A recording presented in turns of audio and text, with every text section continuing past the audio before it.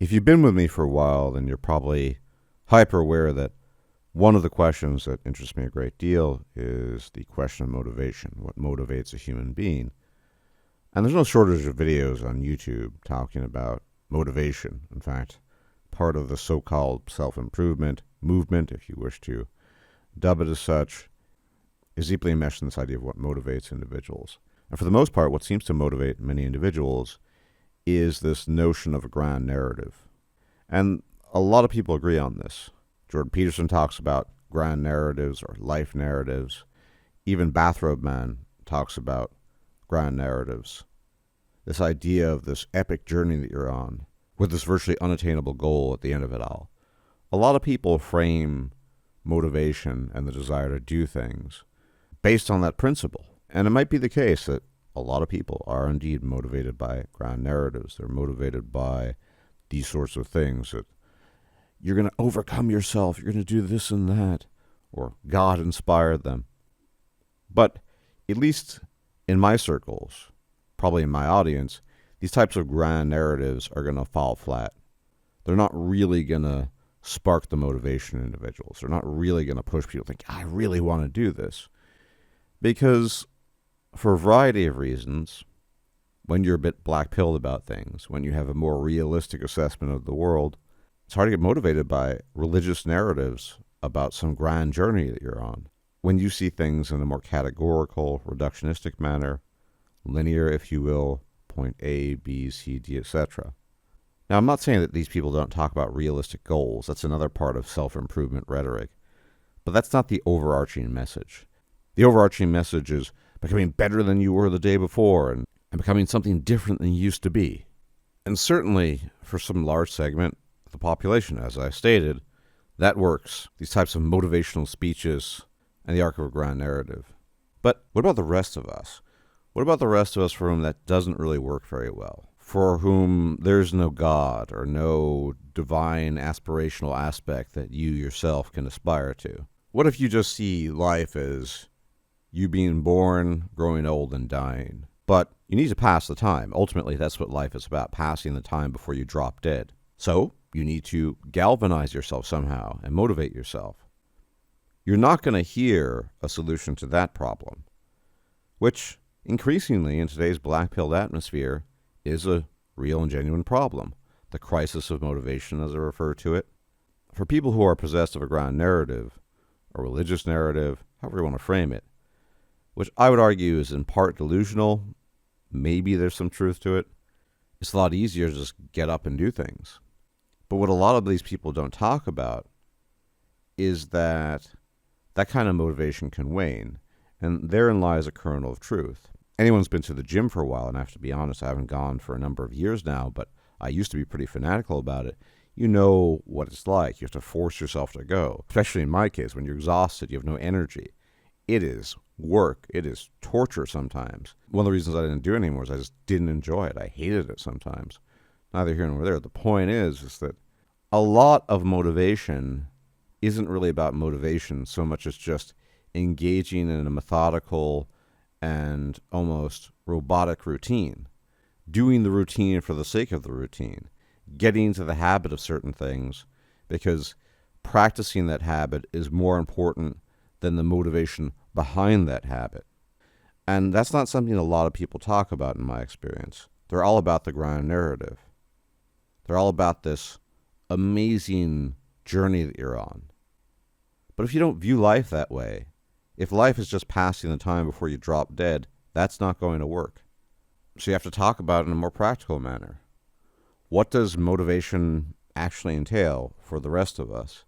Well, people talk about discipline. Part of discipline is, unfortunately, just doing things for the sake of doing them, not because of some grand overarching reason, because Hamza the Bathrobe Man told you, or Chris Williamson inspired you, Jordan Peterson told you the tale of Jonah and the whale, because a lot of life you can boil down to that, just doing things, whether you like doing it or not. The important thing, though, is in the long run, there needs to be some benefit, because eventually the discipline will crumble. Eventually, you can't do it anymore. That's what happened to me in the gym, which I have to be honest, I've been battling inwardly with myself about to go back just because I know the whole process, I know it intimately, and it's just not pleasant. But for the rest of us, it's about finding little reasons to do things, getting out of your comfort zone. And comfort zone is all relative, right? One man's comfort zone is another man's greatest risk, right? Let's take a hypothetical. Some guy who never leaves his apartment. He just sits there, plays video games. Apart from going to a job, commuting every now and then, that's it. So him, I don't know, traveling to a different state is a big deal.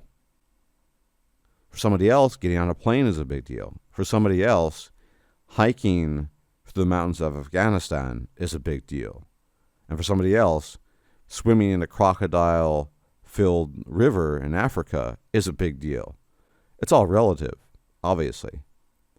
But taking those baby steps, I don't think it's helpful to a lot of individuals who don't get mesmerized by gurus to talking grand narratives. They need something else. So it's basic principle of from nothing comes nothing.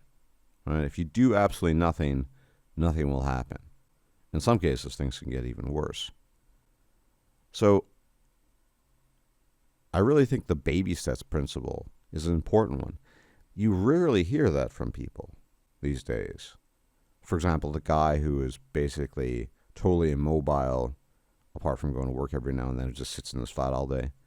What if that guy decided, okay, 3 times a week, I'm going to take a walk for 20 minutes, totally unrelated to work?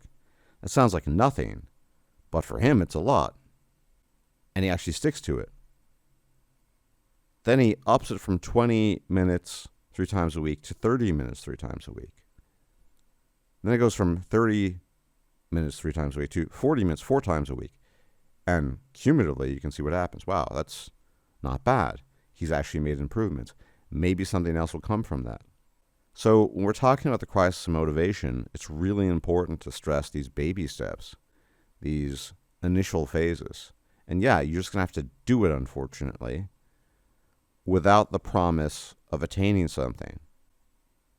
Remember, something like Bathrobe Man is selling his product, as it were, not based upon just doing things. He's promising things. He's quote-unquote inspirational. He got really lucky with his YouTube channel. It blew up. And so the people underneath him, and by the way, he refers to himself as a cult leader, his cultists, as it were, are looking to him in an aspirational manner. So we need to talk about motivation from another perspective. To be sure, a lot of these guys will talk about the importance of habits. Bathrobe Man does that. But it's all in this path to glory, right? But what if you see no glory down the line? What if there is no glory in your life? Why should you have these habits? Because ideally, you still want to get things done, right? It's just, let's be honest, and let's level with ourselves. It's not going to be as motivating as it would be if you were following some grand religious narrative about your life journey. But you still need to get things done. So habits do matter. Routine matters. Forcing yourself to do things matters. However, I'm not delusional. You cannot perpetually force yourself to do things when you see absolutely no reward in the end. Because that is the crux of the argument, right? All these gurus out there telling you about self-improvement, doing this and journaling and going to the gym. If they thought that yielded no results, you just do it for the sake of doing it, well, do you think they would do it? And that's why I think it's important to talk about baby steps and the slow approach without this grand overarching narrative. Going for a walk a few times a week when you haven't been doing any of that. Cutting out bread out of your diet because bread is a crap food. You otherwise eat a lot of bread and a lot of sandwiches. You cut out bread, you stop eating sandwiches. Okay, maybe not everything else is on point, but it's something, right? Step by step, right? A lot of people don't talk about it in that way because it's just not that inspirational. It's boring. But from nothing comes nothing. And this is all relatable to me because that's how I view life. I view life as getting from A to Z, being born, getting through life until you drop dead. There's no glory to it. It just is what it is. And so over time, I had to think of strategies that actually work. So for example, I typically take a walk almost every day, anywhere from 40 minutes to an hour and a half. Sometimes it's only 5 days a week, but usually almost every day. Probably an average overall of about 6 days a week. Sometimes a little bit less, sometimes a little bit more. And the reason I do it is twofold. One, I feel psychologically just worse when I haven't engaged in some kind of cardiovascular movement. Despite what you'll hear the guru say, lifting is important. It's not nearly as important as cardiovascular activity for your health.